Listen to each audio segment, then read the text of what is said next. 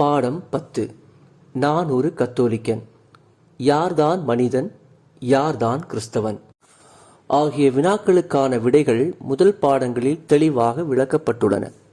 ஆனால் நான் யாரென்னும் வினாவிற்கு தெளிவான விடையளிக்கும் போது மட்டுமே முதல் 2 வினாக்களுக்கும் நான் தொடர்புடையதன் அர்த்தம் பெறவும் முடியும். முதலாவதாக, நான் விலங்கினத்தின் அடிப்படை இயல்புகள் உடையவன். அதே வேளையில் தெய்வீக கூறுகளும் கடவுளின் ஆவியானவரின் பிரசன்னமும் உடையவன். அதுபோன்றே இறைமகனாகிய இயேசு மெசியாவின் சாயலில் படைக்கப்பட்டு அவரால் மீட்கப்பட்டு திருமுழுக்கின் வாயிலாக இயேசுவின் மறைவுடலாகிய திருச்சபையின் உறுப்பினரான ஒரு கிறிஸ்தவன். இரண்டாவதாக, கிறிஸ்துவினால் நிறுவப்பட்டதும் அவரால் பேதுருவின் தலைமையில் திருத்தூதர்களிடம் ஒப்படைக்கப்பட்டதும் பேதுருவின் வழிவந்த திருத்தந்தையின் அப்போஸ்தலிக்க தலைமை உள்ளதும் ஒரே தூய கத்தோலிக்க அப்போஸ்தலிக்க திருச்சபையின் அடிப்படை பண்புகளின் நிறைவை கொண்டுள்ள கத்தோலிக்க திருச்சபையின் உறுப்பினர்.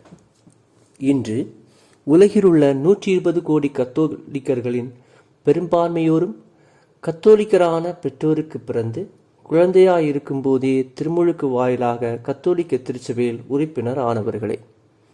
ஆனால் கத்தோலிக்க திருச்சபை அல்லாத பிற திருச்சபைகளில் பிறந்து வளர்ந்து கத்தோலிக்க திருச்சபை குறித்து படித்து புரிந்து கொண்ட பின் கிறிஸ்துவின் திருச்சபை கத்தோலிக்க திருச்சபைதான் என்ற உணர்வோடு கத்தோலிக்கரானவர்கள் ஏராளமான பேர் உள்ளனர். புகழ்பெற்ற ஆங்கில இலக்கிய கலைஞரான G.K. ஜெஸ்டர்டன், அமெரிக்காவின் அமைச்சராயிருந்த ஜான் ஹோஸ்டர் டல்லஸின் மகன் கார்டினல் ஆவரே டல்லஸ், ஆக்ஸ்போர்ட் பல்கலைக்கழகத்தில் சிறப்பாக பணியாற்றிய பிறகு கத்தோலிக்கராகவும் கார்டினராகவும் வளர்ச்சி பெற்ற ஜான் ஹென்றி நியூமேன், அண்மை காலத்தில் இங்கிலாந்து பிரதமராயிருந்து ஓய்வு பெற்ற பின் கத்தோலிக்க விசுவாசத்தை பெற்றுக்கொண்ட டோனி பிளேயர் முதலானோர் பிற திருச்சபைகளிலிருந்து கத்தோலிக்க திருச்சபைக்கு வந்தவர்களே. கேரளாவில் ஆர்த்தடாக்ஸ் திருச்சபையின் மிக சிறந்தவராயிருந்த மார் இவானியோஸ், அவரது உடன் உழைப்பாளர்களாக இருந்த மார் தியோபிலஸ், மார் செவரியோஸ் ஆகியோரும், ஞானாய யாக்கோபாய திருச்சபையின் தலைவர் மார் தியஸ்கோரஸும், தொழியூர் சுதந்திர திருச்சபையின் தலைவர் மார் பிலிக்னோஸும், பிற எண்ணற்ற குருக்களும் பொது நிலையினரும் கத்தோலிக்க திருச்சபையை குறித்து கற்றறிந்த பின் கத்தோலிக்கர் ஆனவர்களே. நான் ஏன் கத்தோலிக்கனாக உள்ளேன் என்பதற்கு தங்கள் வாழ்க்கை வாயிலாக இவர்களெல்லாம் விடையளித்தவர்களே. கத்தோலிக்கர் அல்லாதவர்கள் கத்தோலிக்க திருச்சபையில் இணைந்து கொண்டு கத்தோலிக்கராக வாழ்க்கை நடத்தியதன் காரணங்களையும், கத்தோலிக்க நம்பிக்கையில் பிறந்து வளர்ந்து தியாகச் செயல்களில் வாயிலாக இப்போது கத்தோலிக்க விசுவாசத்தை பாதுகாத்து வருவதன் காரணங்களையும் விளக்கி கூறுவதே இப்பாடத்தின் நோக்கம். நான் ஏன் கத்தோலிக்கனாக இருக்கிறேன் என்னும் வினாவிற்கு ஆய்ந்து தெரிந்து விடையளிப்பதற்கு ஒவ்வொரு கத்தோலிக்க விசுவாசியும் கடமைப்பட்டிருக்கிறார். இத்தகைய வினாக்களுக்கான விடைதான் இப்பாடத்தில் கூறப்பட்டுள்ளது. கிறிஸ்துவின் திருச்சபை, கத்தோலிக்க திருச்சபை. இயேசு கிறிஸ்துதான் திருச்சபையை நிறுவியவர். அவரே திருச்சபையின் தலையாயிருக்கின்றார். இயேசு கிறிஸ்துவின் மறைவுடலும் அவரது தொடர்ச்சியும் தான் திருச்சபை. ஆனால் திருச்சபை ஒன்றே ஒன்றுதான். ஆனால் இயேசு கிறிஸ்துவின் ஒரே திருச்சபை 2000 ஆண்டுகளுக்குள் ஒன்றுக்கொன்று தொடர்போ உறவோ இல்லாத வெவ்வேறு திருச்சபை சமூகங்களாய் பிளவுபட்டுள்ளன.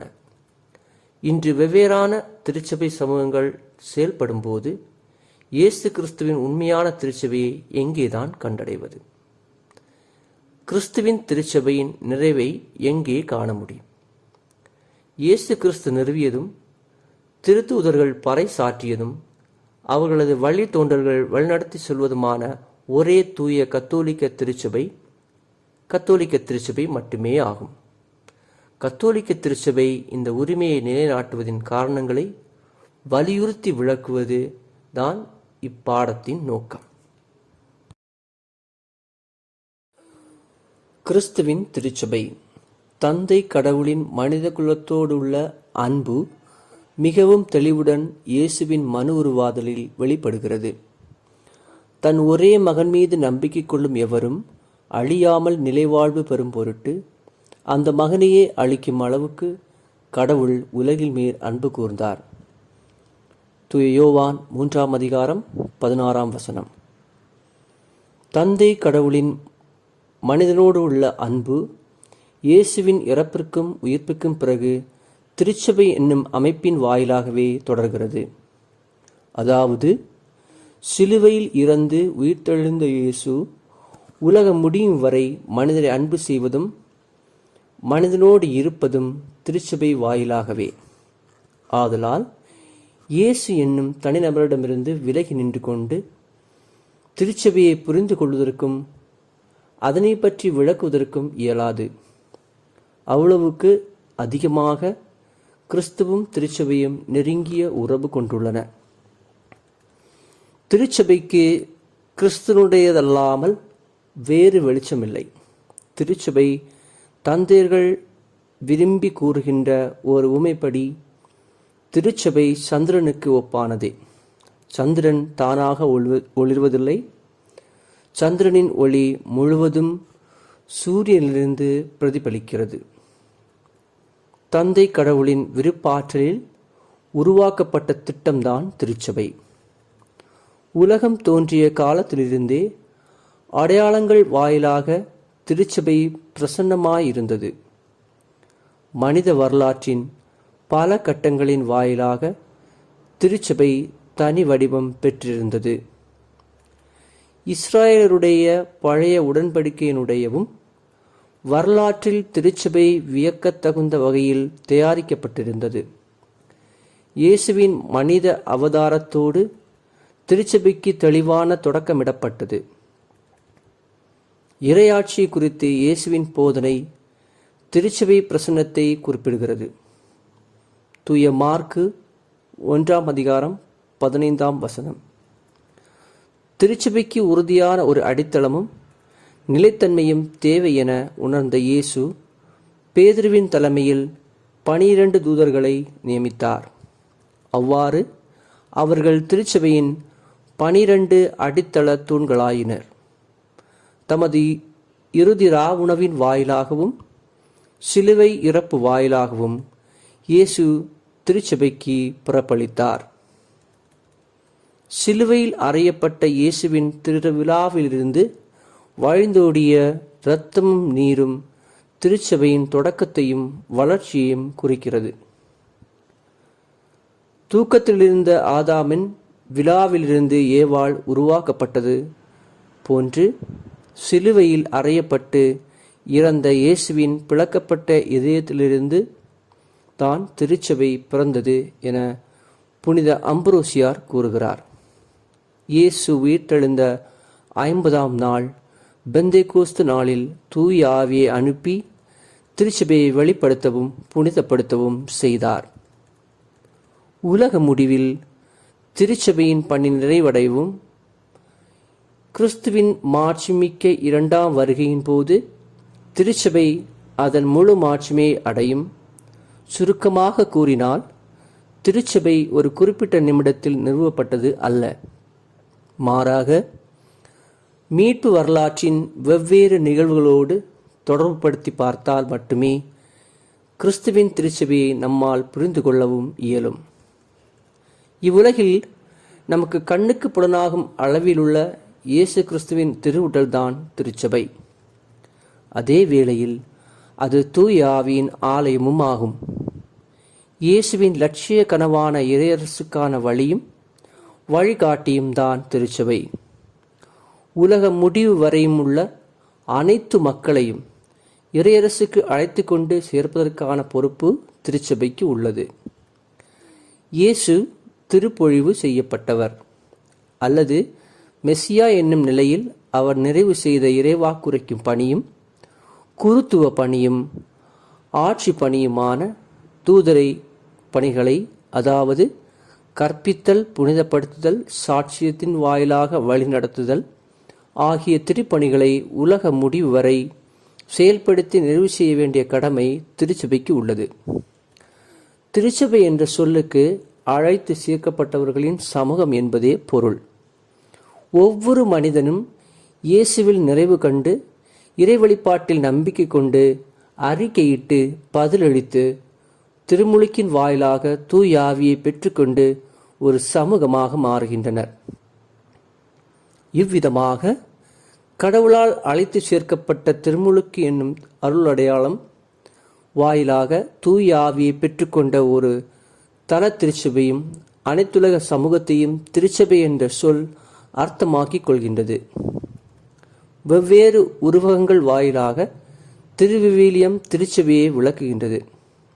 அவற்றில் முக்கியமான திருச்சபை இறைமக்களின் கூட்டம், இயேசுவின் மணமகள், இயேசுவின் மறைவுடல், ஆட்டு மந்தை, இறைவனின் விளைநிலம், இறைவனின் இல்லம் அல்லது ஆலயம், திருச்சபை ஒரு தாய், விண்ணக எருசலேம் ஆகியவையே திருச்சபையின் 4 அடையாளங்கள். ஒரே தூய கத்தோலிக்க அப்போஸ்தலிக்க திருச்சபையில் நாங்கள் விசுவசிக்கிறோம் என விசுவாச பிரமாணத்தில் நாம் அறிக்கையிடுகின்றோம். இந்த 4 அடையாளங்களும் கிறிஸ்துவின் திருச்சபைக்கான அடித்தளமாகும்.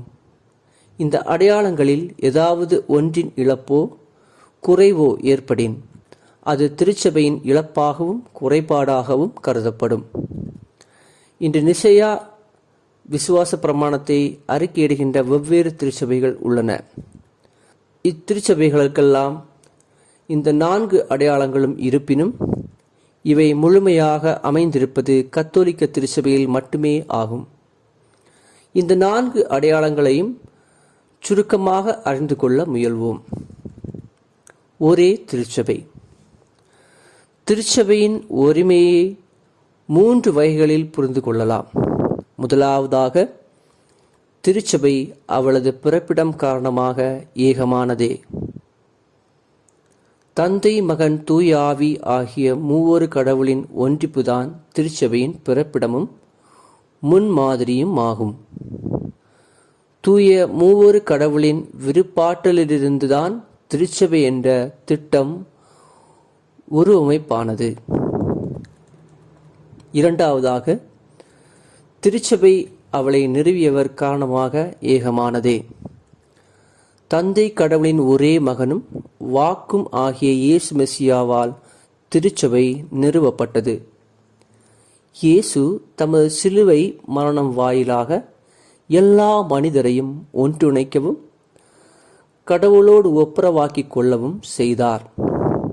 ஆதலால் இயேசுவின் மறை உடலாகிய திருச்சபையும் ஒன்றேதான். மூன்றாவதாக, திருச்சபை அவளது ஆவியானவர் காரணமாக ஏகமானதே. தூய ஆவியின் கோவில்தான் திருச்சபை. விசுவாசிகளின் குடியிருந்து கொண்டு திருச்சபை முழுவதிலும் நிறைந்து நின்று கொண்டும் விசுவாசிகள் அன்புறவையும் ஒன்றிணைப்பதையும் ஏற்படுத்துவதும் பராமரிப்பதும் தூய ஆவியே. அவ்வாறு தூய ஆவி ஒன்றிணைப்பின் பிறப்பிடமாக செயல்படுகின்றார். ஆதலால் ஒன்றாக இருக்க வேண்டியது திருச்சபையின் அடிப்படையான ஒரு தேவையாகும்.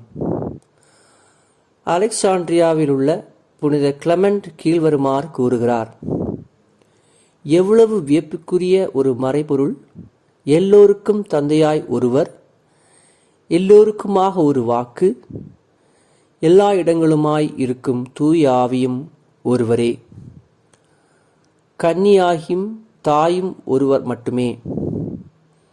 அவரை திருச்சபை என அழைப்பதற்கு நான் விரும்புகிறேன். புனித பவுல், நீங்கள் கிறிஸ்துவின் உடல், ஒவ்வொருவரும் அதன் தனித்தனி உறுப்புகள்.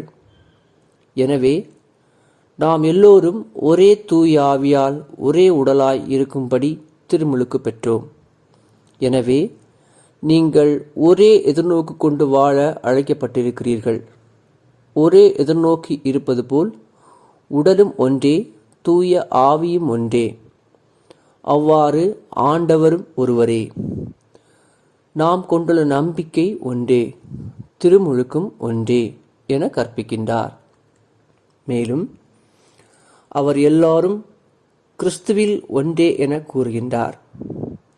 இனி உங்களிடையே யூதர் என்றும் கிரேக்கர் என்றும் அடிமைகள் என்றும் உரிமை குடிமக்கள் என்றும் இல்லை, ஆண் என்றும் பெண் என்றும் வேறுபாடு இல்லை.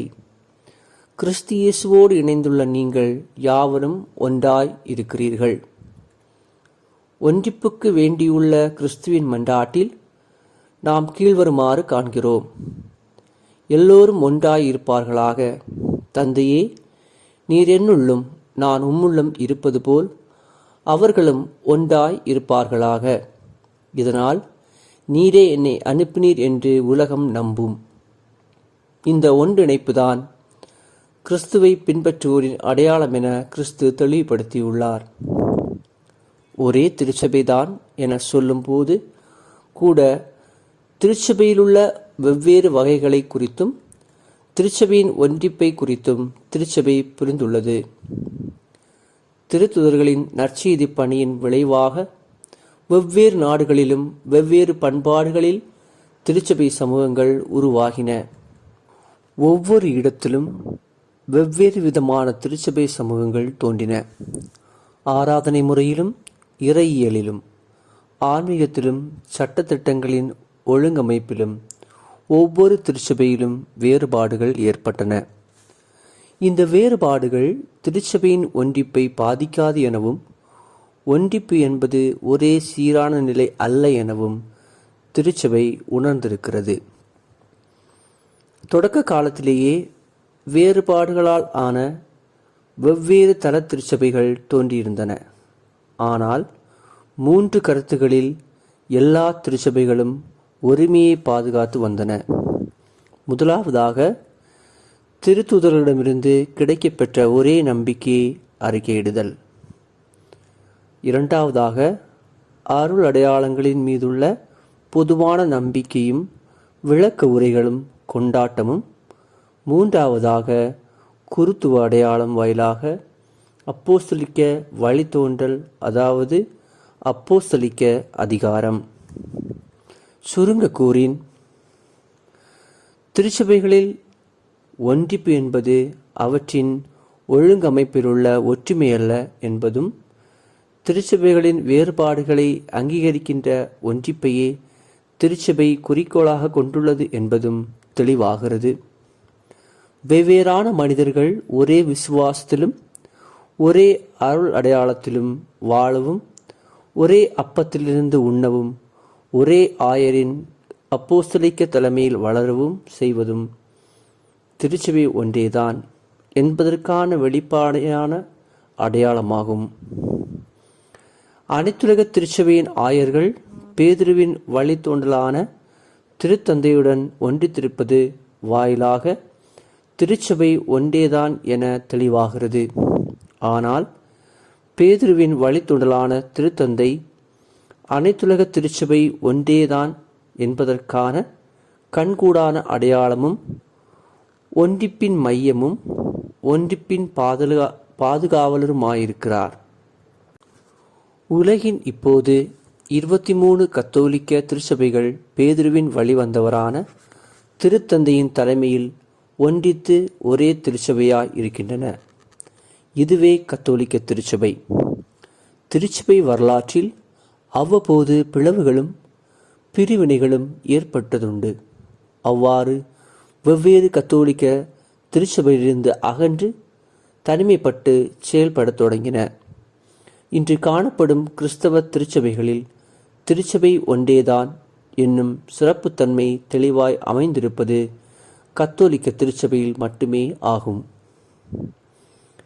திருச்சபையின் தொடக்க காலம் முதல் இன்று வரை அதன் முழுமையான நல்லுறவிலிருந்து வெவ்வேறு சமூகங்கள் பிரிந்து போய்விட்டன. இது கிறிஸ்துவின் உடலின் காயம் ஏற்படுத்தியது. இத்தகைய நிலைமைக்கு இரு தரப்பினரும் பொறுப்பாளிகளே. தொடக்க கால எழுத்தாளரான ஒரிஜன் என்பவர் இவ்வாறு கூறுகின்றார்: எங்கே பாவங்கள் உள்ளனவோ அங்கே பிரிவினைகளும் பிளவுகளும் தப்பறைகளும் விவாதங்களும் ஏற்படும். எங்கே அறஞ்செயல்கள் உள்ளனவோ அங்கே இணக்கமும் ஒன்றிப்பும் உண்டாகும். இந்த இணக்கம், ஒன்றிப்பு ஆகியவற்றிலிருந்து எல்லா இறை மக்களுடையதுமான ஒரே இதயமும் ஒரே ஆன்மாவும் உருவாகும். கத்தோலிக்க திருச்சபையிலிருந்து பிரிந்து நிற்கும் திருச்சபை சமூகங்களை கத்தோலிக்க திருச்சபை சொந்த சகோதரர்களாய் அங்கீகரிக்கிறது. திருச்சபைக்கு வெளியே நிற்கும் திருச்சபை சமூகங்களில் இயேசுவின் பிரசன்னமும் மீட்பின் அடையாளங்களும் உண்டெனினும் மீட்புக்கு தேவையானவையெல்லாம் அதன் நிறைவான தன்மையோடு கத்தோலிக்க திருச்சபையில் மட்டுமே உள்ளது. அதனால் கத்தோலிக்க திருச்சபையோடு உள்ள ஒன்றிப்பு நிறைவாழ்வு அடைய இன்றியமையாததாகும்.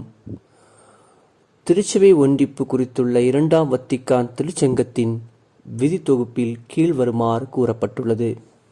ஏனெனில் கிறிஸ்துவின் கத்தோலிக்க திருச்சபை நிறைவாழ்வு அடைய பொதுவான வழிமுறைகளை கொண்டுள்ளது. அதன் வழியாக மட்டுமே நிறைவேற்றின் எல்லா வழிவகைகளும் முழுமையை அடைய முடியும். கிறிஸ்துவின் ஒரே உடலை உலகிற்கு உருவாக்க பேதுருவை தலைவராக கொண்ட திருத்தூதர்களின் ஒரே குழுவிடமே புதிய உடன்படிக்கையின் நலன்களையெல்லாம் ஆண்டவர் ஒப்படைத்தார் என நம்புகிறோம். எந்த வகையிலாவது இறைமக்கள் என்ற நிலையில் உள்ளவர்கள் எல்லோரும் கிறிஸ்துவின் இந்த உடலுடன் ஒன்றிப்பது தேவை.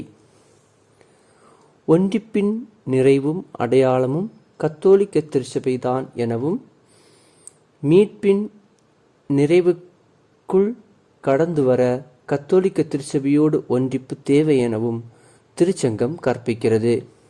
இந்த ஒன்றிப்பிற்கு வேண்டிய தமது இறுதி நிமிடத்திலும் இயேசு மன்றாடினார். தூய திருச்சபை. திருச்சபையின் புனிதம் அதை நிறுவிய இயேசு கிறிஸ்துவின் புனிதமே ஆகும். தந்தையோடும் தூய ஆவியோடும் சேர்ந்து தூயவராயிருக்கும் ஒரே இறைமகனாகிய இயேசு கிறிஸ்து தமது மணமகளாகிய திருச்சபையை சொந்த உடலும் இரத்தமும் அளித்து புனிதப்படுத்தினார். அதுபோன்று தூய ஆவியை அளித்தவாறே உலக முடிவு வரை தூய மக்களாக அவர்களை உறுதிப்படுத்தினார். ஆதி கிறிஸ்தவர்களை தூயவர் என்றே அழைத்திருக்கின்றனர்.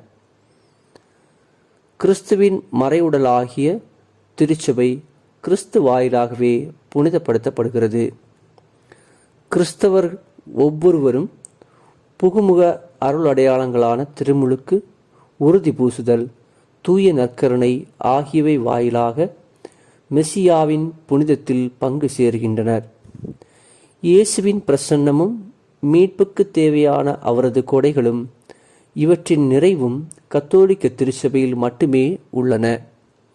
எனவே இயேசுவின் புனிதத்தின் நிறைவும் கத்தோலிக்க திருச்சபையில்தான் உள்ளது. திருச்சபை தூய்மையானது என கூறும்போது அது பாவிகளின் சமூகமே என்னும் உண்மையை நினைவில் கொள்ள வேண்டும். இயேசு கிறிஸ்துவுக்கு மனித இயல்பும் தெய்வீக இயல்பும் உள்ளது போன்று அவரது உடலாகிய திருச்சபைக்கு அவ்விரண்டு இயல்புகளும் உள்ளன. திருச்சபையின் மானிட இயல்பை சார்ந்ததும் வெளிப்படையமான அமைப்பு என்று கூறும்போது அதில் உள்ள தனிநபர்கள் உள்ளடங்கிய சமூகம், ஆட்சி அமைப்புகள், நிறுவனங்கள், சங்கங்கள் ஆகியவற்றையே குறிக்கின்றது. ஆனால் திருச்சபையின் தெய்வீகமான கண்புலனாகாத கூறு என்பதோ திருச்சபையை தூய்மைப்படுத்துகின்ற இயேசு மெசியாவின் உயிரோட்டமான பிரசன்னமே ஆகும். திருச்சபையின் மானிட இயல்பு எப்பொழுதுமே பலவீனமும் பாவக்கரை நிறைந்ததும் ஆகும். திருச்சபை தூயதே என கூறும்போது பாவிகளான திருச்சபை மக்கள் நிரந்தரமாக தூய்மைப்படுத்தப்பட வேண்டியவர்கள். தந்தையாகிய கடவுளின் புனிதத்தை அடைய எல்லா மக்களும் அழைக்கப்பட்டிருக்கிறார்கள். திருச்சபையின் மானிட இயல்பை சார்ந்த கூறுகள் தொடர்ந்து தூய்மைப்படுத்த வேண்டியது என்ற உணர்வு திருச்சபைக்கு உள்ளது. திருச்சபையின் புனிதப்படுத்தும் வழிபாட்டு செயல்கள் வாயிலாக இது இடைவிடாமல் நடைபெற்று வருகின்றன. காதோலிக்க திருச்சபை. காதோலிக்கம் அல்லது கத்தோலிக்கம் என்ற சொல்லுக்கு முழுமையானது, நிறைவானது, அனைத்து உலகிலும் பரவியது ஆகிய அர்த்தங்கள் உள்ளன.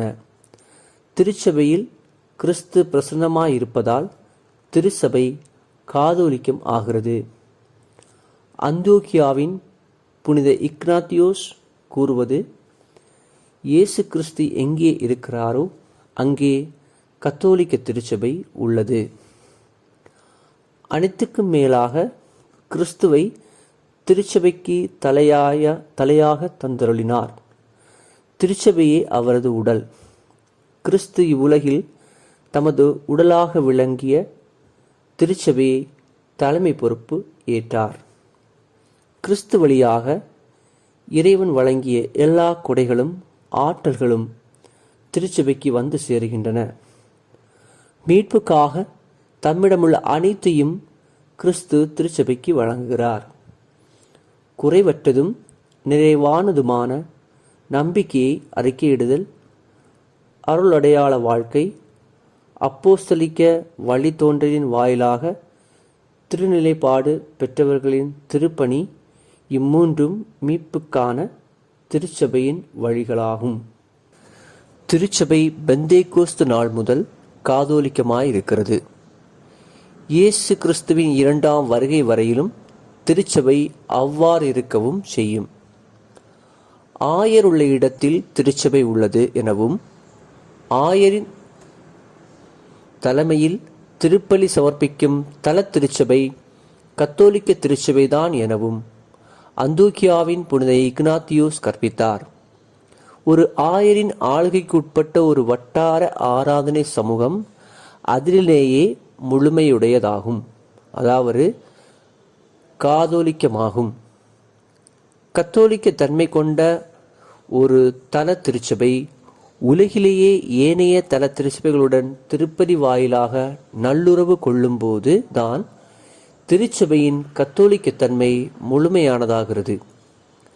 இவ்விதமாக கத்தோலிக்கத்தன்மையும் வெவ்வேறான தன்மை கொண்ட தல திருச்சபைகளும் ஒன்றிப்பிலும் அன்புறவிலும் வளரும்போது திருச்சபை உண்மையில் கத்தோலிக்கமாகின்றது. ஆனால் ஒன்றிப்பும் கூட்டுறவும் போற்றாமல் தனித்து நிற்கும் தல திருச்சபைகள் முழுமையான அர்த்தத்தில் கத்தோலிக்கமானவை அல்ல.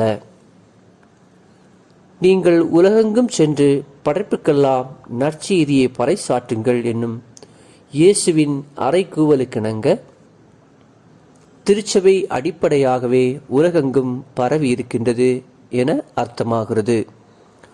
உலகம் முழுவதும் பரவி இருக்கும் திருச்சபையை கத்தோலிக்க திருச்சபை என அழைக்கின்றோம். அதனால் கத்தோலிக்க திருச்சபையை அனைத்துலக திருச்சபை என்னும் பொருளில் புரிந்து கொள்ளலாம். அனைவரையும் ஏற்றுக்கொள்ளவும் அனைத்து பண்பாடுகளுக்குள்ளேயும் கடந்து செல்லவும் திருச்சபை அழைக்கப்பட்டிருக்கிறது. மனித குலத்திற்கு வேண்டியே திருச்சபை நிறுவப்பட்டது. அனைத்து இனத்தாரையும் திருச்சபை மீட்புக்கு அழைக்கிறது. இவ்வாறாக அனைத்து மக்களையும் பண்பாடுகளையும் அவற்றின் தாயக தன்மையை உள்வாங்கும் மெஸ்ஸியாவின் திருச்சபைக்கு ஆற்றல் உள்ளது. அதனால் திருச்சபை கத்தோலிக்கமாகும் என்பது புலனாகிறது.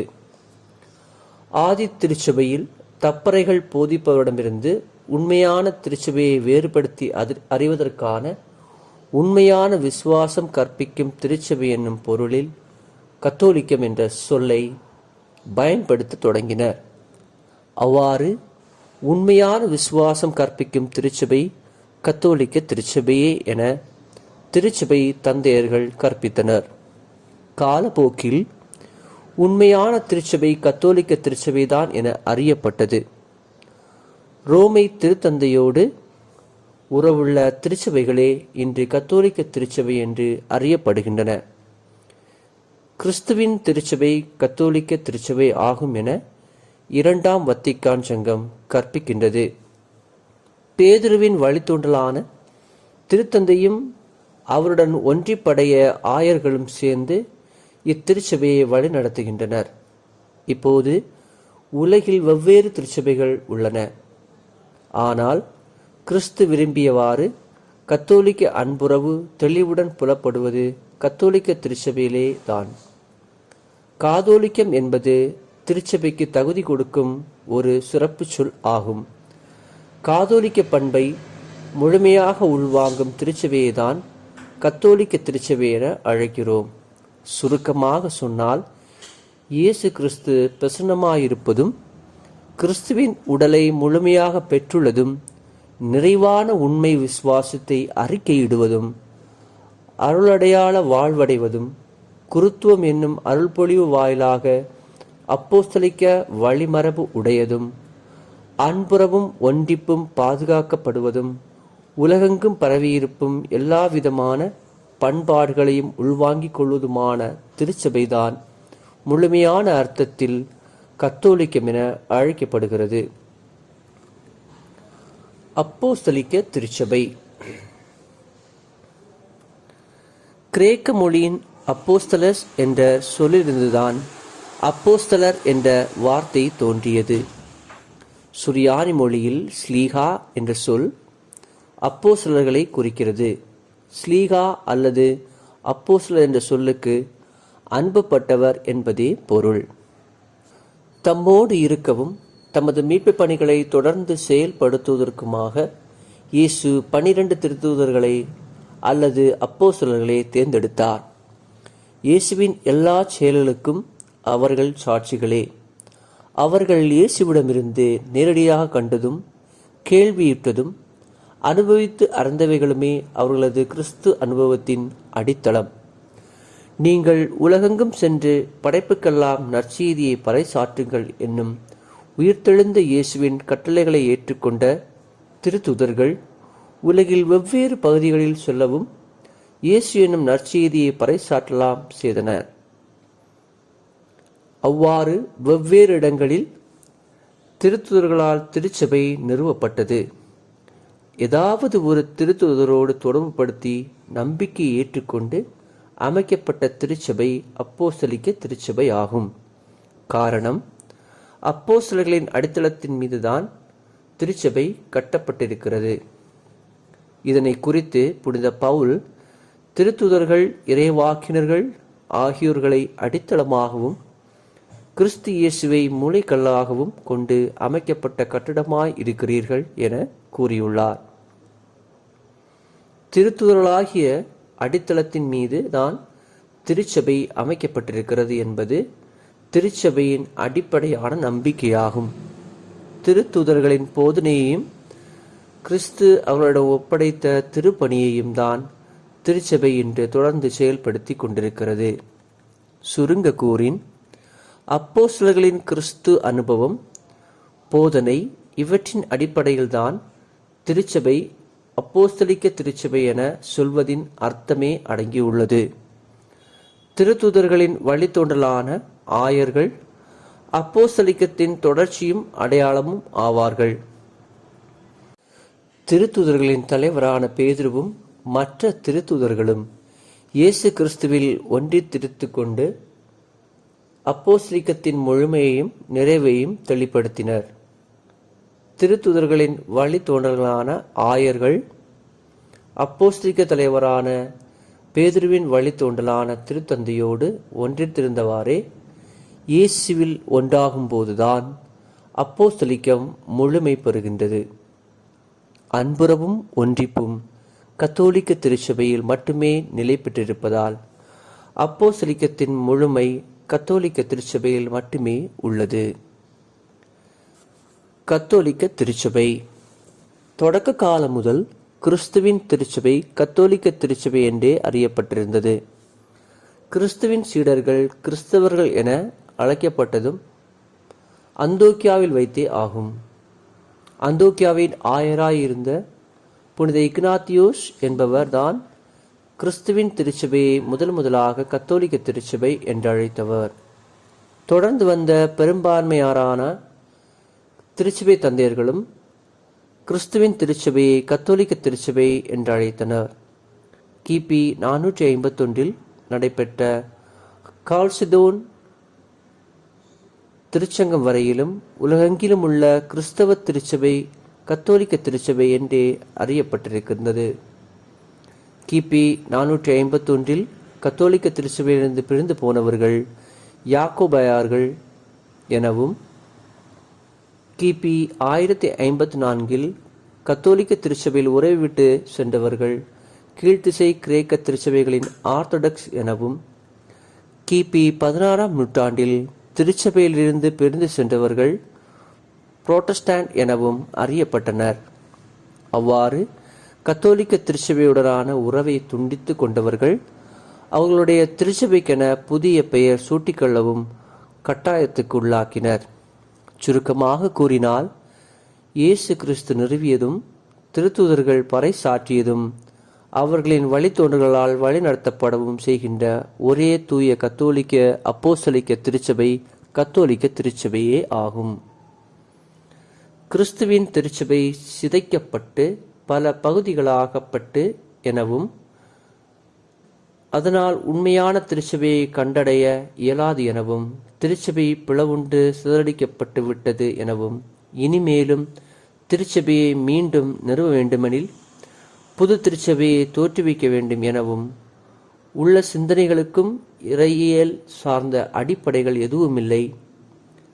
பிளவுகள் ஏற்பட்ட போதிலும் கத்தோலிக்க திருச்சபை ஒன்றிப்பை குறித்துள்ள முயற்சிகளையும் மேற்கொண்டுள்ளது. கிறிஸ்துவின் உடலாகிய திருச்சபை பிளவுபட்டதல்ல எனவும், கிறிஸ்து பல திருச்சபைகளை நிறுவவில்லை எனவும், அவர் இரத்தம் சிந்தியவாறு நிறுவிய திருச்சபை ஒன்றேதான் எனவும், அது வரலாற்றில் முறிக்கப்பட்டதா இல்லாமல் போய் விடவில்லை எனவும் புனித சிப்ரியான், புனித அகஸ்தினார், புனித கிரிகரி நசியாசன் ஆகிய திருச்சபை தந்தையர்கள் தெளிவுபடுத்தியுள்ளனர். கிறிஸ்துவின் சத்திய திருச்சபை கத்தோலிக்க திருச்சபைதான் என்னும் உண்மையை 2ஆம் வத்திக்கான் திருச்சங்கம் கீழ்வருமாறு தெளிவுபடுத்துகின்றது. இதுதான் கிறிஸ்துவின் ஒரே திருச்சபை. இதைத்தான் நம்பிக்கை அறிக்கையிலே நாம் ஒரே தூய கத்தோலிக்க அப்போஸ்தலிக்க திருச்சபை என வெளிப்படையாக அறிக்கையிடுகிறோம். தாம் உயிர்த்தெழுந்த பிறகு பேதுருவிடம் இத்திருச்சபையை ஒப்படைத்தார். அவரிடத்திலும் ஏனைய திருத்தூதரிடத்திலும் இதை பரப்பவும் வழி நடத்த வேண்டிய பணியை ஒப்படைத்தார். இதையே எக்காலத்திலும் உண்மைக்கு தூணும் அடித்தளவுமாய் அமைத்தார். இவ்வுலகில் ஒரு சமூகமாக நிறுவப்பெற்றதும் ஒழுங்கு முறையில் அமைந்திருப்பதுமான இத்திருச்சபை பேதுருவின் வழித்தோன்றல்களாலும் அவரோடு ஒன்றித்திருக்கும் ஆயர்களாலும் வழி நடத்தப்படுகிறது. திருச்சபைக்கு வெளியே தூய்மை நிலை, உண்மை ஆகியவற்றின் கூறுகள் பல காணப்பட்ட போதிலும் இவை கிறிஸ்துவின் திருச்சபைக்கே உரித்தான கொடைகள் என்ற முறையிலே கத்தோலிக்க திருச்சபை ஒற்றுமைக்கு தூண்டுதலாயிருக்கின்றன. சத்திய திருச்சபையை எங்கே கண்டடையலாம் என்ற வினாவிற்கு 2ஆம் வத்திக்கான் திருச்சங்கம் தெளிவான விடை தருகின்றது. கிறிஸ்துவின் திருச்சபை பேதுருவின் வழி வருபவரான திருத்தந்தை தலைவராயுள்ள கத்தோலிக்க திருச்சபையே ஆகும். திருத்தந்தையோடு ஒன்றித்து நல்லுறவு கொள்ளும் ஆயர்கள் இத்திருச்சபையை வழி நடத்துகின்றனர். இத்திருச்சபையிலிருந்து அவ்வப்போது பிரிந்து சென்றவர்கள் திருச்சபையின் ஒற்றுமைக்கு மங்கல் ஏற்படுத்திவிட்டனர். எனினும் ஒற்றுமை தகர்ந்து விடவில்லை. மெய்ப்பொருள் சார்பாக திருச்சபை பிளவுபட்டு அழிந்து போகவில்லை. கிறிஸ்துவின் மறை உடலாகிய திருச்சபையை பிளவுபடாமலேயே இருந்து வருகின்றது. பிளவுபடுத்தினால் அது உயிரிழந்துவிடும். இயேசு தமது வாக்குறுதிகளில் மாறாதவராயிருப்பதால் அவர் எப்பொழுதுமே தமது மறைவுடலாகிய திருச்சபைக்கு உயிரெழுத்து கொண்டிருக்கிறார். ஆகையினால் திருச்சபைகளின் ஒன்றிப்படுதல் என கூறாமல் கிறிஸ்தவர்களிடையான ஒன்றிப்படுதல் என்றே கூறுவார். கத்தோலிக்க திருச்சபைக்கு வெளியே வெவ்வேறு திருச்சபை சமூகங்கள் உண்டெனினும் அவற்றுள் கிழக்கத்திய ஆர்த்தடாக்ஸ் திருச்சபைகளோடும் கிரேக்க நாட்டு ஆர்த்தடாக்ஸ் திருச்சபைகளோடும் கத்தோலிக்க திருச்சபைக்கு மிகவும் நெருங்கிய தொடர்புள்ளது. இத்திருச்சபைகளோடு விசுவாசம், அருள் அடையாளங்கள் ஆகியவற்றின் கருத்துகளில் கத்தோலிக்க திருச்சபைக்கு கிட்டத்தட்ட முழுமையான நல்லுறவு உள்ளது என கூறலாம். ஆனால் திருத்தூதுவ அதிகாரங்களுமாக தொடர்புள்ள கருத்துக்களில் மட்டுமே இரு திருச்சபைகளிடமிடையே சில வேறுபாடுகள் உள்ளன. ஒருவேளை தொடர்ந்துள்ள கலந்துரையாடல்கள் வாயிலாகவும் மன்றாட்டுகள் வாயிலாகவும் ஒன்றிப்புக்கான வழிகளை திறந்து தருவதற்கு கடவுளுக்கு இயலும். கிறிஸ்தவ ஒன்றிப்பு இயக்கத்தின் ஜெப கூட்டங்கள் அதற்கு தக்க தருணங்களாக அமையட்டும். கத்தோலிக்க திருச்சபையின் அணுகுமுறைகளையே இங்கு தரப்பட்டுள்ளது. மற்ற திருச்சபைகளின் அணுகுமுறைகளையும் உரிமைவாதங்களையும் கத்தோலிக்க திருச்சபை மிகவும் மதிப்புடன் கண்ணோக்கி பார்க்கின்றது. சுருக்கமாக, ஒரே தூய கத்தோலிக்க அப்போஸ்தலிக்க திருச்சபையின் அடையாளங்கள் முழுமையாக காண கிடைப்பது கத்தோலிக்க திருச்சபையாகையானால் நான் ஒரு கத்தோலிக்க திருச்சபை விசுவாசியாக இருக்கிறேன். மனிதனை மனிதனாக கண்டு மதிப்பளிக்கும் கத்தோலிக்க திருச்சபை. அளவிடற்கரியவரும் முடிவில்லாதோருமான கடவுள் தமது உயிர் மூச்சை மண்ணில் கலந்து தமது சொந்த சாயலின் மனிதனை படைத்தார். அவ்வாறு மனிதனில் கடவுளின் ஒரு கூறு உண்டென்பதே கிறிஸ்தவ மனிதவியலின் அடிப்படை. மனித தன்மையின் கூறு இல்லாத வானதூதர்களிலிருந்து மனிதன் மாறுபட்டவனே. அன்பு செய்வதற்கோ சகித்து கொள்வதற்கோ பகிர்ந்து கொள்வதற்கோ இயலாத விலங்கீனங்களிலிருந்து மனிதன் மாறுபட்டவனாவான். மனிதனை வானதூதர்களுக்கு ஒப்பாக கருதுவதோ விலங்கினத்துடன் ஒப்பிட்டு இழிவாக கருதுவதோ கிறிஸ்தவ மனித பண்புக்கு உகந்ததல்ல. மனிதனை மனிதனாக கருதவும் மதிக்கவும் செய்வதற்கு ஆர்வத்துடன் செயல்படுகின்ற திருச்சபைதான் கத்தோலிக்க திருச்சபை. மனிதனிலுள்ள மதிப்புமிக்க ஒரு கடவுள் கூறுதான் அவனது உயிர். மனித உயிருக்கு ஆபத்து விளைவிக்க கூடாது என்பதற்கான கொலை செய்யாதே என்னும் கடவுளின் கட்டளை மனிதனுக்கு இயல்பான நியமமாக மாறியிருக்கிறது.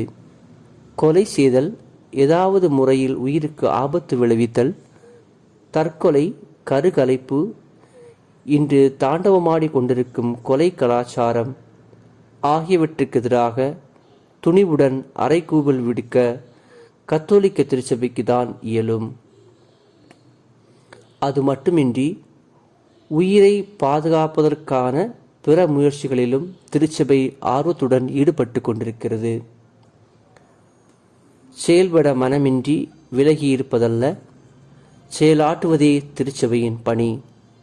மேற்குறிப்பிட்ட தீமைக்கு எதிராக குரல் கொடுப்பது மட்டுமல்ல, மனித மனச்சான்றை முறையாக உருவமைப்பதே திருச்சபையின் பொதுவான கொள்கை. இவ்வாறு ஒரு திருச்சபையின் வாயிலாக பெற்றுக்கொள்ளும் ஆன்மீக அருண்கொடைகள் உள்வாங்கி மனித உயிரை சொந்த வாழ்க்கையில் மதிக்கவும் பிறருடைய உயிருக்கு பாதுகாப்பு அளிக்கவும் செய்யும் முயற்சியில் ஈடுபடுவதை ஒரு பெரும்பேறாக நான் கருதுகிறேன்.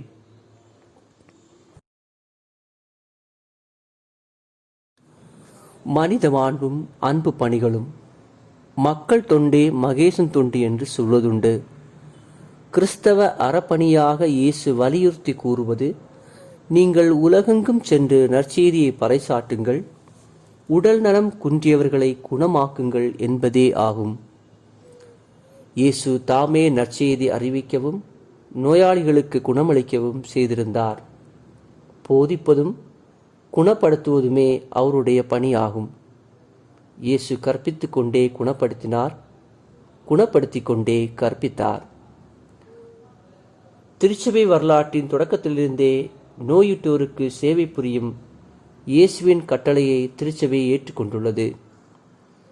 திருச்சபை மக்கள் அதற்கான தானாகவே முன் வந்துள்ளனர். நிறை குறைகள் ஏற்பட்டிருக்கலாம். எனினும் நோயுற்றோருக்கு சேவை புரிவதற்கான சுய சமர்ப்பணம் திருச்சபையில் என்றென்றும் ஒளிர்ந்து நின்றுள்ளது. ஆயிரக்கணக்கான தமியான் அடியார்கள், அருட்கன்னியர்கள் திருச்சபையில் தோன்றியிருக்கின்றனர். வெவ்வேறு முறைகளில் பணியாற்றுகின்ற அன்னை தெரேசாவை போன்றவர்கள் ஆயிரக்கணக்கானோர் திருச்சபையில் சேவை புரிந்துள்ளனர். தொழுநோய் உலகில் இல்லாமலாகி விடுகிறது என மருத்துவ வல்லுநர்கள் கூறும்போதே அதனை விட மரணத்திற்கு எதிரான எய்ட்ஸ், HIV பாசிட்டிவ் ஆகிய மாறா நோய்கள் காட்டுத்தீயை போன்று பரவி கொண்டிருக்கின்றன. கைவிடப்பட்ட மனநோயாளிகள், பிறந்தவுடனேயே மருத்துவமனைகளிலும் வழியோரங்களிலும் குப்பை தொட்டிகளிலும் எரிந்து விடுகின்ற கை குழந்தைகள், மன உடல் ஊனமுற்றவர்கள் ஆகியோருக்கெல்லாம் வளர்ப்பு தாயாக திருச்சபை செயல்பட்டு கொண்டிருக்கிறது. ஆதரவற்றவர்களை உருவாக்கி சமூகத்தின் விளிம்பிற்கு தள்ளிவிடுவதும் அவர்களை பாதுகாப்பதற்கான பொறுப்பை சமூகத்தின் திருச்சபையின் சில மனிதநேயமுடையவர்களிடம் ஒப்படைத்து விடுவதும் மிக பெரும் பாவமாகும். சில நாடுகளில் அதிகமான குழந்தைகள் உடல் ஊனமுற்றவர்களாவதற்கு காரணம் பெண்கள் கருவுற்றிருக்கும் போது கருகலப்பிற்கான உட்கொண்ட மருந்துகளே ஆகலாம். அவ்வாறு பிறக்கும் குழந்தை ஊனமுற்றதாயிருப்பின் அதனை கொன்று விடுவதோ வளர்ப்பதற்கான பொறுப்பு பிறரிடம் ஒப்படைப்பதோ சிலருடைய இரக்கமற்ற செயல்பாடு. இத்தகையோருக்கு சேவை புரிவதற்கான பொறுப்பேற்பதற்கும் திருச்சபையின் மக்களுக்கு அவர்களுக்கே உரித்தான ஒரு நியாயம் உண்டு. துன்புறுவோரின் குரலாகும் திருச்சபை. நோயுற்றவருக்கான சேவை என்பது நோயாளிகளை சிகிச்சை செய்வதில் மட்டுமே ஒதுங்கி நிற்பதல்ல. நோயாளிகளுக்கு குணமளித்ததோடு இயேசு ஏழைகளுக்கு நற்செய்தி அறிவிக்கவும் செய்தார். ஒடுக்கப்பட்டவர்களுக்கும் உரிமை வாழ்வும் கட்டுண்டவர்களுக்கு விடுதலையும் இயேசு அறிவித்தார். சமூகத்தின் விளிம்பிற்கு தள்ளப்பட்ட வரி தண்டுபவர்களும் பாவிகளும் நூற்றுவர் தலைவர் புறவினத்தார் ஆகியோர் இயேசுவின் மிகவும் நெருங்கிய நண்பர்களாக இருந்தனர். அன்றைய சமூகத்தில் ஏற்புடைய சமுதாயத்திலிருந்து புறக்கணிக்கப்பட்டோர், ஒதுக்கப்பட்டோர், சொந்த உழைப்பின் பலனை அடைய மறுக்கப்பட்டோர், சொந்த உரிமைகள் சுரண்டப்பட்டோர் ஆகியோரெல்லாம் இயேசுவால் அன்பு செய்யப்பட்டனர். பல நேரங்களில் இத்தகையோருக்கு முறையிடுவதற்கு இயலவில்லை. முறையிட்டாலும் அந்த அழுகுரலை எவரும் கவனிப்பதுமில்லை. இன்று இப்படிப்பட்டோரின் குரலாக செயல்படுவது திருச்சபை மட்டுமே ஆகும். இன்று திருச்சபை குரல் எழுப்ப இயலாதவர்களின் குரலாக மாறியிருக்கிறது. தனிநபர்களின் குரலை யாரும் கேட்காமல் இருக்கலாம். ஆனால் திருச்சபையின் குரல் உலக மனசாட்சிக்கு கேட்கவில்லை என நடிப்பதற்கு இயலாது. பாலஸ்தீனர்களின் பிரச்சனை இதற்கு சிறந்ததோர் எடுத்துக்காட்டாகும். சொந்த நாட்டிலிருந்து அடித்து விரட்டப்பட்டவர்களுக்கு சொந்தமானதொரு தாய் நாட்டிற்கு உரிமை உள்ளது என்னும் இயல்பான நியமத்தை அவர்களுக்காக இன்று வரை வாதாடி வருவதும் கத்தோலிக்க திருச்சபை மட்டுமே ஆகும். இன்று அமெரிக்கா போன்ற சில நாடுகள் அதற்கு ஆதரவளிக்கின்றன. இப்படிப்பட்ட கத்தோலிக்க திருச்சபையில் உலக மனசாட்சி பெருமை அடைகின்றது. பொது உடைமை கொள்கையும் கத்தோலிக்க திருச்சபையும். கிபி 17ஆம் நூற்றாண்டிற்கு பிறகு ஐரோப்பாவில் ஏற்பட்ட தொழில் புரட்சியை தொடர்ந்து தொழிலாளர்கள் மிக பெரும் சுரண்டலுக்கு ஆளாயினர். முதலாளி தொழிலாளியை சுரண்டி முதலீட்டை பெருக்கினார். எனவே தொழிலாளியின் நிலைமை மிகவும் பரிதாபத்திற்குள்ளானது.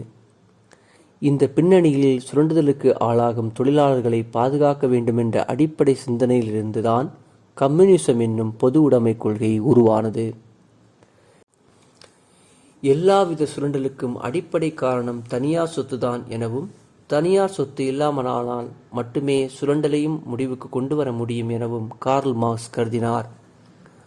அவ்வாறு தனியார் சொத்தினை மார்க்ஸ் முதல் பாவமாக கருத்தில் கொண்டார்.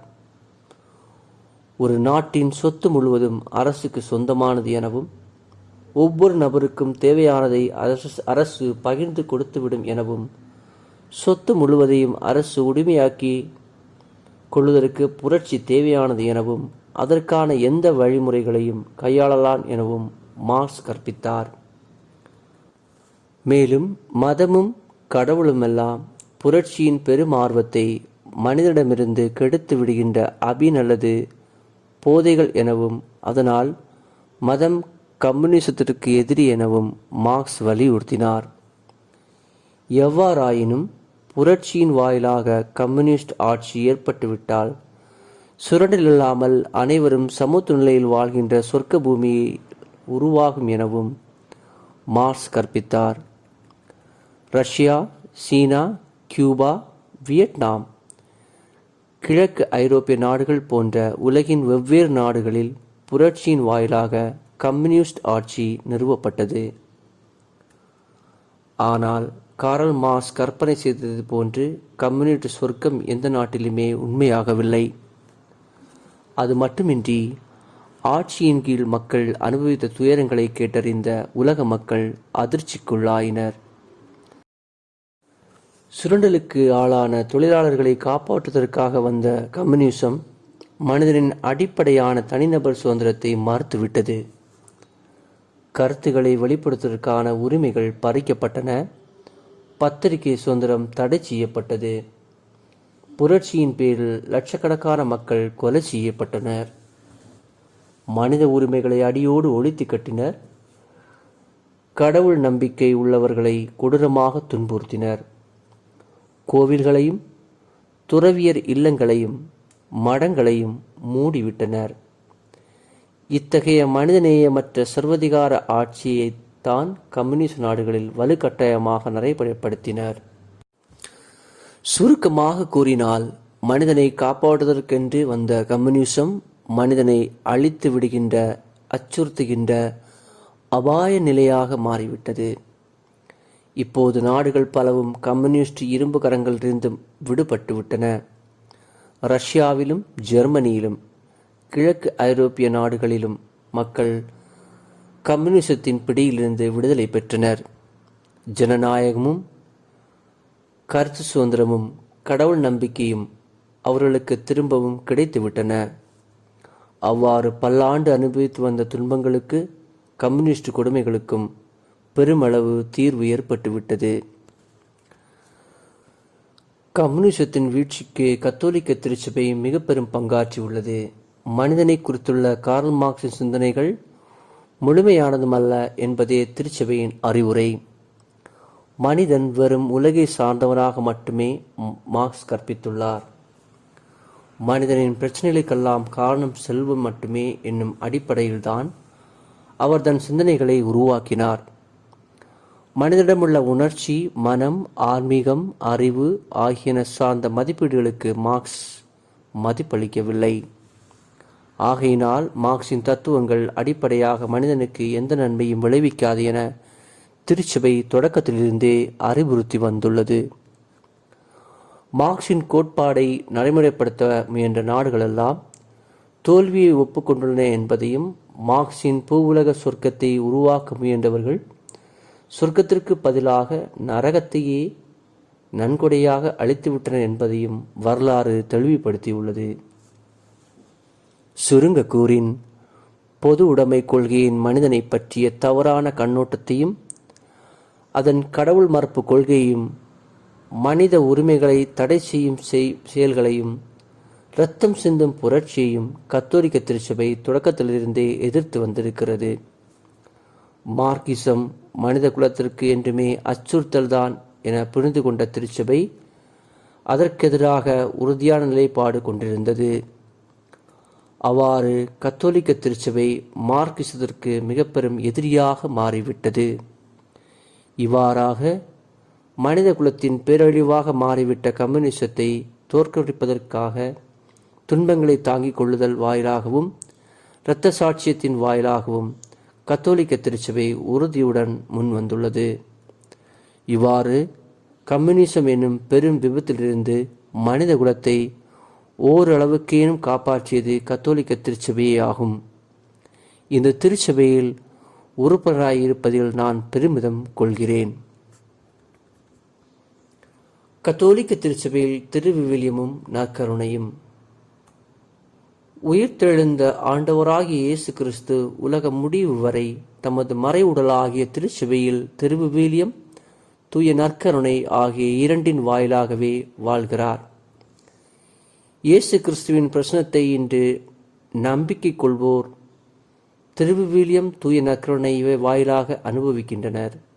ஆதலால் இவை இரண்டும் ஒரே போல மதிப்பளிக்க வேண்டியவை என கத்தோலிக்க திருச்சபை தெளிவாக கற்பிக்கின்றது.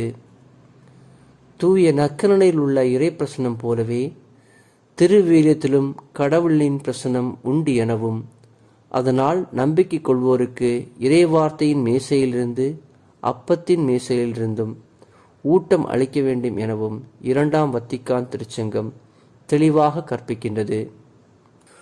16ஆம் நூற்றாண்டில் புராட்டஸ்டன்ட் திருச்சபைகள் பறைசாற்றிய ஒரு அறிக்கைதான் மீட்பு நம்பிக்கையும் விவிலியமும் மட்டுமே போதுமானது. ஆதி திருச்சபை முதல் 16ஆம் நூற்றாண்டு வரை எல்லா கிறிஸ்தவ சமூகங்களும் திருவிவிலியத்திற்கும் தூய நற்கருணைக்கும் சமமான முக்கியத்துவம் அளித்திருந்தது. ஆனால் புராட்டஸ்டன்ட் திருச்சபைகளில் தோற்றம் முதல் திருவிவிலியம் மட்டும் போதும் எனவும் தூய நற்கருணை தேவையில்லை எனவும் அத்திருச்சபையினர் கற்பித்தனர். தூய நற்கருணை என்பது கிறிஸ்துவின் பலியோ அருள் அடையாளமோ அல்ல எனவும் அது இயேசு கிறிஸ்துவின் பாஸ்கா நிகழ்வின் நினைவு கொண்டாட்டம் மட்டும்தான் எனவும் கூறிக்கொண்டு தூய நற்கருணையில் உள்ள இயேசுவின் பிரசன்னத்தை மறுத்து மதிப்பை குறைத்து விடவும் செய்தனர். பெரிய கோயில்களில் உள்ள பலிபிடங்களை அகற்றிவிட்டு அவ்விடங்களில் திருப்பலிக்கு பதிலாக விவிலிய வார்த்தைகளை முழக்கமிடும் இடமாக மாற்றப்பட்டது. அவ்வாறு கிறிஸ்து மதம் எழுதப்பட்ட ஒரு புத்தகம் மட்டுமே என்னும் கீழ்நிலைக்கு கொண்டு வந்துவிட்டனர். இறுதி ராவுணவின் போது இயேசு சீடர்களுக்கு இதை என் நினைவாக செய்யுங்கள் என கட்டளையாக அறிவித்தார். இயேசு அப்பத்தை பிட்டு அவரது உடலாக அளித்ததன் வாயிலாகவும் திராட்சை ரசத்தை அவரது இரத்தமாக அளித்ததன் வாயிலாகவும் தமது சிலுவை பலியை முன்கூட்டியே அடையாளம் காட்டினார். இப்பலியின் நினைவை 2000 ஆண்டுகளாக 24 வேறுபட்ட முறைகளில் 400க்கு மேற்பட்ட வெவ்வேறு மொழிகளில் எல்லா நாட்களும் அர்ப்பணம் செய்யும் திருச்சபைதான் கத்தோலிக்க திருச்சபை. வேத கலாபனைகளிலும் வெவ்வேறு நெருக்கடிகளிலும் இறைமக்களுக்கு ஆக்கமும் ஊக்கமும் அளித்ததும் இப்போது அளித்து கொண்டிருப்பதும் தூய நற்கருணையில் உள்ள இயேசுவின் பிரசன்னமே ஆகும். நற்கருணை அடித்தளமாக கொண்ட ஒரு அருள் அடையாளம்தான் கத்தோலிக்க திருச்சபை. திருச்சபையின் உயிரும் ஆற்றலும் அனைத்தும் தூய நற்கருணே ஆகும். ஆகவே தூய நற்கருணையை தவிர்த்துள்ள உறவு சமூகம் கத்தோலிக்க திருச்சபையில் இல்லை. தூய நற்கருணையில் உள்ள இயேசு கிறிஸ்துவின் பிரசன்னத்தை போன்றே இறைவார்த்தையிலும் இயேசுவின் பிரசன்னம் உள்ளது என கத்தோலிக்க திருச்சபை நம்பவும் கற்பிக்கவும் செய்கின்றது. புராட்டஸ்டன்ட் திருச்சபைகள் அச்சிட்ட விவிலியத்தை அதிகமாக பிரச்சாரப்படுத்தின. ஆனால் இப்போது கத்தோலிக்க திருச்சபையில் விவிலியம் பெருமளவில் வாசிக்கவும் கற்பிக்கவும் அதன் ஆசிரியத்திற்கிணங்க விளக்கமளிக்கவும் செய்யப்படுகின்றன. இன்று விவிலியத்திற்கு கத்தோலிக்க திருச்சபை அளிக்கக்கூடிய முக்கியத்துவம் புராட்டஸ்டன்ட் திருச்சபையினரையும் கூட வியக்க வைக்கிறது. புராட்டஸ்டன்ட் திருச்சபையில் ஒவ்வொரு தனிநபருக்கும் அவருடைய விருப்பத்தின்படியே விவிலியத்திற்கு விளக்கம் அளிக்கலாம் என்பதால் விவிலிய விளக்கத்தின் ஆசிரியத்தை அவர்கள் இழந்துவிட்டனர். ஆனால் கத்தோலிக்க திருச்சபையின் 2000 ஆண்டடைய திருச்சபை மரபின்படியும் விசுவாசத்தின்படியும் அதன் ஆசிரியத்திற்கேற்ப திருவிவிலியத்திற்கு விளக்கம் அளிக்கின்றது. இவ்வாறு தூய நற்கருணை வாயிலாக இயேசுவின் பிரசன்னத்தை இடைவிடாமல் மனித குலத்திற்கு அளிப்பதும் இறைவார்த்தையை அதிகாரபூர்வமாகவும் தவறு ஏற்படாமல் விளக்கமளித்து இறைமக்களுக்கு இயேசுவை கொடுப்பதும் கத்தோலிக்க திருச்சபை தான் என்பதால் நான் இத்திருச்சபையில் இணைந்திருப்பதில் பெருமிதம் கொள்கிறேன். கத்தோலிக்க திருச்சபையில் மறைசாட்சிகளும் புனிதர்களும். கிறிஸ்துவுக்காக இரத்தம் சிந்தி இறந்த ஆயிரக்கணக்கான இரத்த சாட்சிகளின் இரத்தத்தால் உறுதிப்படுத்தப்பட்ட அடித்தளத்தின் மீது வளர்ந்து வந்ததுதான் கத்தோலிக்க திருச்சபை.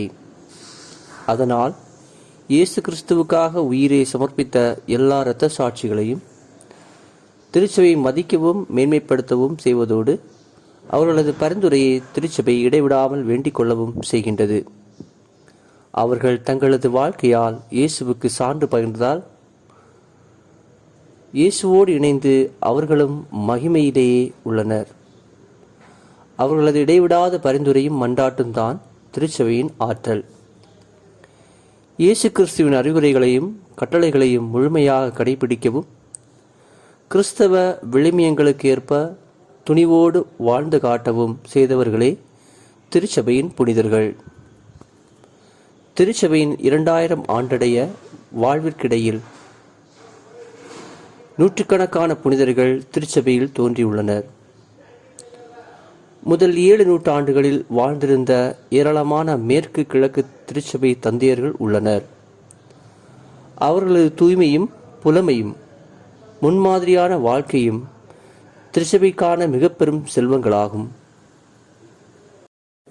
புரோட்டஸ்டன்ட் புரட்சிக்கு பின் தூய்மையான வாழ்க்கையினால் திருச்சபைக்கு தலைமையேற்றவர்கள்தான் துறவு விரதத்தை ஏற்றுக்கொண்ட புனித பிரான்சிஸ் அசிசி, டொமினிக்கன் சமூகத்தை நிறைவேறான புனித டொமினிக், இயேசு சபையை நிறுவிய புனித இக்னேசியஸ் லயோலா, மறைதூது பணியாளரின் பரிந்துரையாளராகிய புனித குழந்தை தெரேசா, சிறை பிடிக்கப்பட்டு உடனிருந்தவருக்காக உயிரை சமர்ப்பித்த மேக்ஸ்மில்லியன் கோல்ஃபே, தொடுநோயாளிகளுக்கிடையே சென்று அவர்களுக்கு பணிவிடை செய்து தொடுநோயால் இறந்த தமியான் அடியார்கள், வாழ்ந்திருக்கும் போதே புனித என அங்கீகரிக்கப்பட்ட ஆதரவற்றவர்களின் தாயான அன்னை தெரேசா, இந்தியாவில் முதல் புனிதையான புனித அல்போன்சா, புனித சவரா குரியாக்கோஸ், அருளாளரான தேவசகாயம் பிள்ளை, திருச்சபையின் ஒற்றுமைக்காக தியாகங்கள் அனுபவித்த மறு ஒன்றிப்பின் இறை வாக்கினரான இறை ஊழியர் மாரிவானியோஸ் போன்ற ஏராளமான புனிதர்கள் கத்தோலிக்க திருச்சபையில் உள்ளனர். இவர்களை திருச்சபை நினைவு கூறவும் முன்மாதிரியை பின்பற்றவும் இவர்களது பரிந்துரையை திருச்சபை வேண்டிக் கொள்ளவும் செய்கின்றது. புரோட்டஸ்டன்ட் திருச்சபைகள் இரத்த சாட்சிகளுடையவும் புனிதர்களுடையவும் பரிந்துரையை அங்கீகரிக்கவோ அவர்களை வணக்கவோ செய்வதில்லை. இவ்வாறாக இரத்த சாட்சிகளையும் புனிதர்களையும் வணங்கவும் மேன்மைப்படுத்தவும் அவர்களது முன்மாதிரியை பின்பற்றி வாழவும் அவர்களது பரிந்துரையை வேண்டிக் கொள்ளவும் செய்கின்ற கத்தோலிக்க திருச்சபையில் நான் பெருமை அடைகிறேன். அறநெறிகளும் கத்தோலிக்க திருச்சபையும் கிறிஸ்து வாயிலாக வெளிப்படுத்தப்பட்ட விசுவாச தொகுப்புகளையும் கிறிஸ்துவின் நற்செய்தி வாயிலாக வெளிப்படுத்தப்பட்ட அறநெறி விழுமியங்களையும் உலகம் முடியும் வரை நம்பிக்கைக்குரிய முறையில் பாதுகாக்கப்பட வேண்டிய கடமை கத்தோலிக்க திருச்சபைக்கு உள்ளது.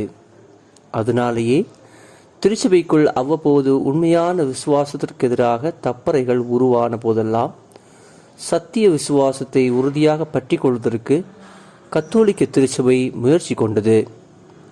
அதன் காரணமாக திருச்சபையில் கருத்து வேறுபாடுகளும் பிளவுகளும் ஏற்பட்டன என்பவை வரலாற்று உண்மைகளே. அதுபோலவே நற்செய்தி மதிப்பீடுகளையும் அறநெறி விழுமியங்களையும் பாதுகாத்து கொள்வதற்காக கத்தோலிக்க திருச்சபை தீவிர கவனம் செலுத்தி வருகின்றது. ஒழுக்க நெறிகளை காத்து கொள்வதில் எந்த சமரசத்திற்கும் தயாராகாத கடுமையான நிலைப்பாடுதான் கத்தோலிக்க திருச்சபை கை கொண்டுள்ளது. உலகின் பொது சமூகம் அற்பமெனதென கருதுகின்ற தீமைகளையும் கத்தோலிக்க திருச்சபை வெளிப்படையாக எதிர்க்கவும் அவற்றுக்கு எதிராக கடுமையான நிலைப்பாடுகளை கையாளவும் செய்து வருகின்றது. கருகலைப்பு, கருணை கொலை, நெறிதவறிய பாலியல் உறவுகள், தனிநபர் உரிமை மறுப்பு, மனித உயிரோடுள்ள அவமதிப்பு, மனவிலக்கு, போர்கள் ஆகியன போன்ற பொதுவான தீமைகளுக்கு எதிராக கத்தோலிக்க திருச்சபை உறுதியான நடவடிக்கைகள் கையாண்டு வருவதன் மூலம் இத்திருச்சபை உலகின் நல்லொழுக்க நெறிகளில் காவலாளியாகவும் செயல்பட்டு வருகின்றது. இவ்வாறாக உலகில் நல்லொழுக்க நெறியின் மனச்சான்றினை கட்டுப்படுத்துகின்ற கத்தோலிக்க திருச்சபையில் நான் பெருமிதம் கொள்கிறேன்.